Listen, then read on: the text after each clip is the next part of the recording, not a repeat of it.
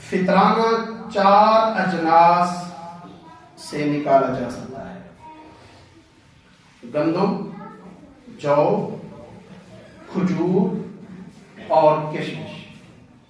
اگر اللہ نے آپ کو توفیق بخشی ہے، اگر وافر مال سے نوازا ہے، تو پھر آپ کشمش کے حساب سے فطرانہ ادا کریں۔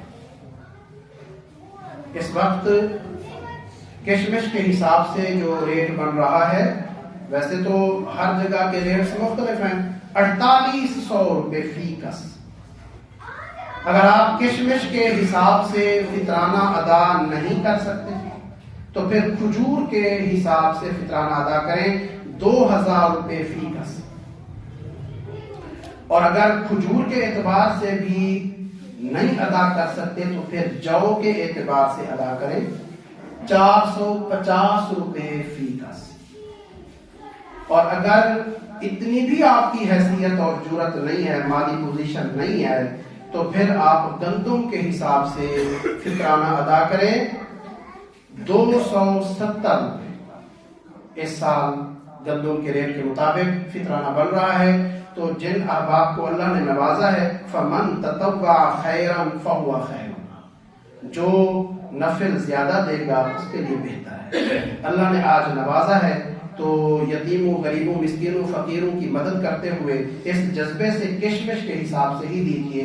لیکن اگر آپ کی پوزیشن نہیں ہے تو جس سطح کا آپ فطرانہ ادا کر سکتے ہیں ضرور ادا کریں۔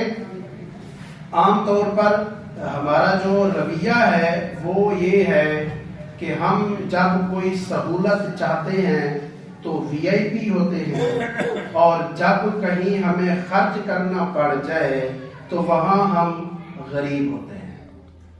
ٹھیک ہے نا جی؟ جب کہیں کسی آفس میں جائیں، کسی جگہ پر آپ کو کام ہو، کہیں سہولت چاہیے ہو، تو اس وقت آپ کہتے ہیں کہ آپ کو جو پروٹوکول دیا جائے وہ والا دیا جائے جو وی آئی پیز کو دیا جاتا ہے۔ اس وقت ہم سب سے بڑے امیر ہوتے ہیں، سب سے بڑے رئیس ہوتے ہیں، مالدار ہوتے ہیں، بڑا پیسہ خرچ کرتے ہیں، لیکن جب اللہ کے نام پر دینا پڑے نا تو ہم بہت غریب ہو جاتے ہیں، پھر ہم غریبوں کی لائن میں کھڑے ہو جاتے ہیں۔ تو آپ اس رویے کی مخالفت کریں، آپ کی جو واقعی پوزیشن ہے اس کے مطابق اپنا فطرانہ ادا کریں۔ اللہ رب العزت ہم سب کو عمل کی توفیق